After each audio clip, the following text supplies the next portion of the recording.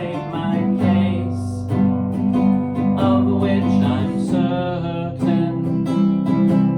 I've lived a life that's full. I've traveled each and every highway and more, much more than this. I did it my way.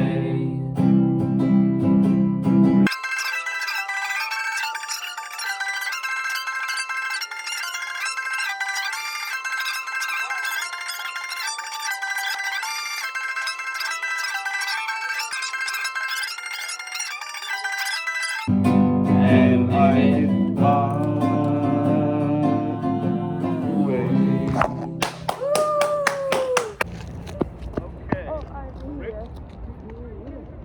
There you go, Vale.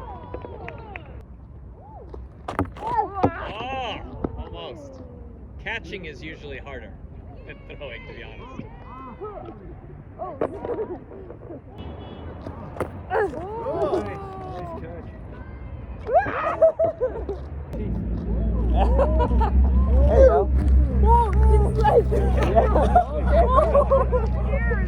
Yeah, this one's easier.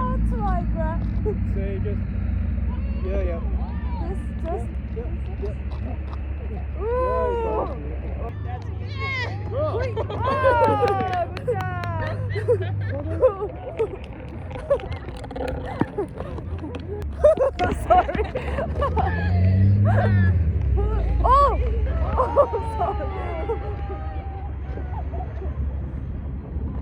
Okay.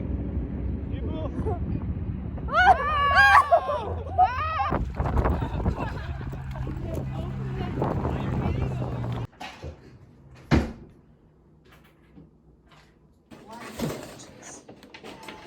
What to do when you have a boyfriend or girlfriend, or even a friend or family member who is a native speaker.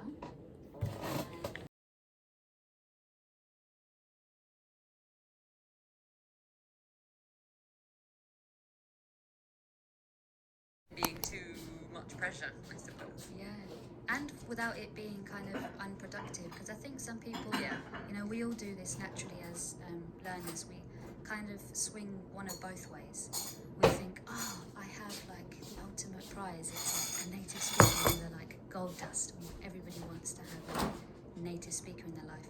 So people kind of, which isn't really the case, because you can't really be passive as a learner at all. And then there's the other extreme, which is people think, I can learn everything from them, I can ask them everything, they're going to tell me everything I need to know about English, and neither will work. Right.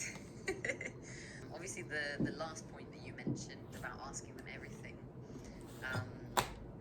it doesn't really work a lot of the time as well, because either the native speaker will get annoyed, and perhaps the communication that you have will become unnatural, because they feel like every time you speak to each other, you'll be asking them a question about the language. It's very true. Right?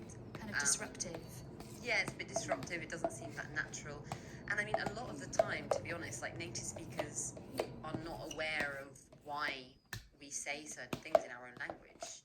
It's like if I don't know, somebody who wasn't a teacher, of course, right? So if you ask a native British speaker, I don't know, it's just the way you say it. And obviously, that's not really gonna help in terms of you usually learn and need to know something in order to put it into practice. Absolutely. And it's the same for us teachers. I think people have this idea that we're teachers, so we have kind of the oracles, like we know everything. But the truth is, until we started teaching, we were the same. We had to learn all this stuff and how to teach it, and why we say certain things and how we say certain things. So Exactly. I often do this when I students, to illustrate this point. When they ask me why something is the way it is, I say something like, for example, what color is your shirt? And they'll say red. And then I say, okay, why is it red? And then say, oh, and then it makes you realise that none of us really know, you know, why things are the way they are. Yeah. When it comes That's to right. vocabulary. Yeah, especially when it comes to vocabulary. Yeah, it's just the word we use, right? That's just Yeah. just it, you know. Especially when it comes to idioms, I've noticed some of my students, because you know, like English is such an idiomatic language. Like we have so many idioms and metaphors, which we use on a daily basis without even thinking that they are idioms. Yeah, exactly. And I've noticed some of my students asking me, but why did you use that word in that idiom? And I say, well, that's just the idiom. You know, that's the expression. Maybe you can kind of like come up with a reason in your own mind, like just to help you remember it. But you know, a lot of the time there isn't like a specific reason for it. It's just you need to learn it. Yeah, and you should only really be you should only be thinking about the reason if it actually helps you to talk. Because Right. sometimes, you know, Brand that's too clean, let's say. It's real, it's every day. It's to make it easier to teach you or for you to learn. See what I mean? yeah, it's basically anything that hasn't been made for language learners. So it's literally any kind of text. It could be a newspaper article, watching like a Netflix program, or listening to a podcast. You would do the same thing, right? You would like listen to it, and then you would pause it, and you would say, what does that word mean? Let me go and look it up. Or how would you say this? And then write it down, and then it's over, and then run off and Google it. Yeah. Exactly. So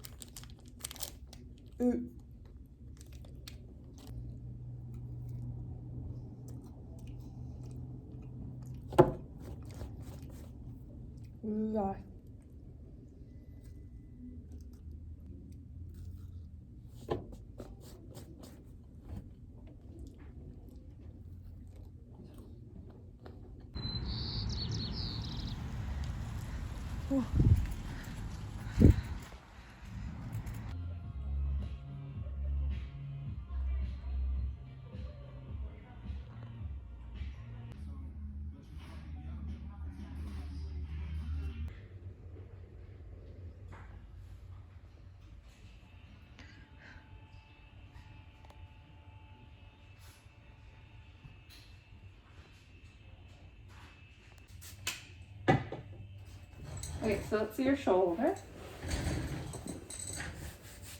I'll get you to stand up actually, and then yeah, just stand straight. Awesome. Oh.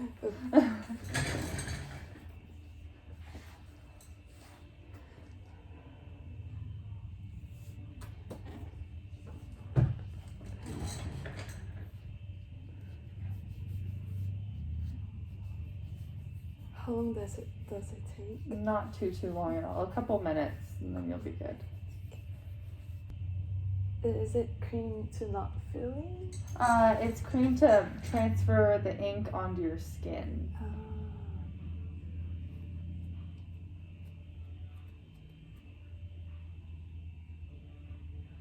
Okay, take a look at that one. Up, down, left, right, tilted. What do you feel?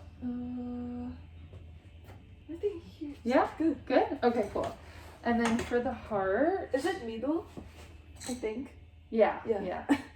Okay, and then for the heart, let's see. Okay.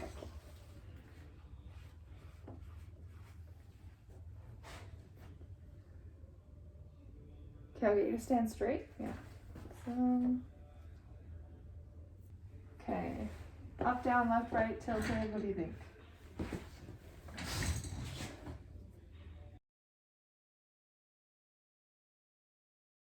I'll do it later. Yeah? Okay. So yeah, you can book in for the script and this guy another time, for sure. We'll just do that guy. Okay, so I'll get you to lay it on your side. There's a little pillow up there.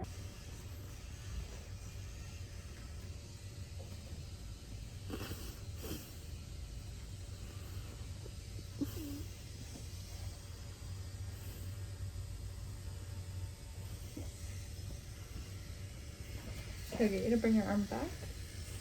Awesome.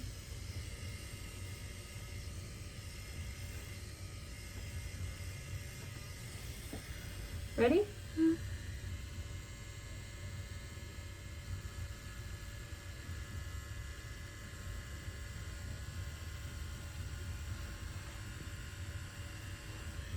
How you feel? A little bit hard. Yeah.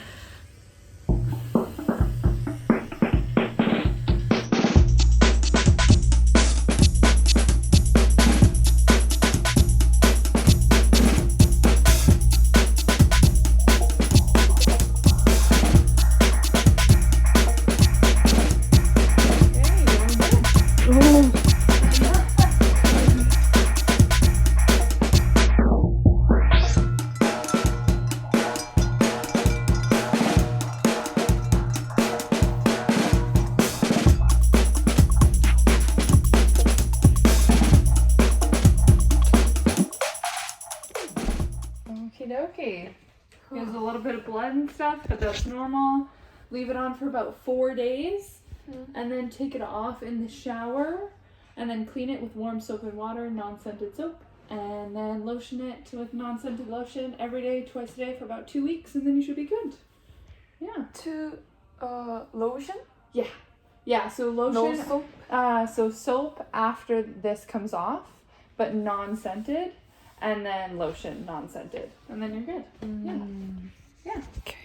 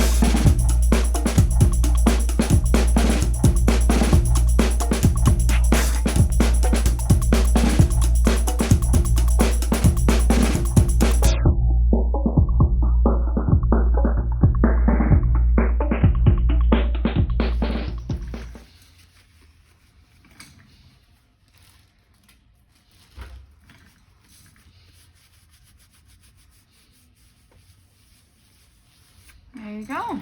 Oh, thank you. Yeah, you're welcome. Okay, I'll wrap that one as well. Yeah.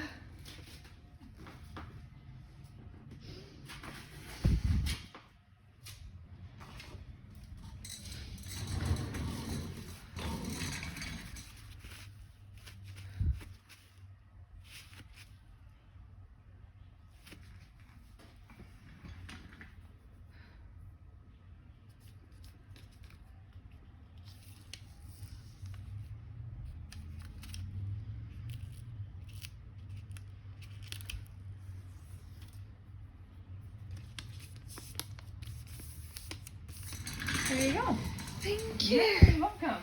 I will meet you up at the front. Hi, Jordan. Alright,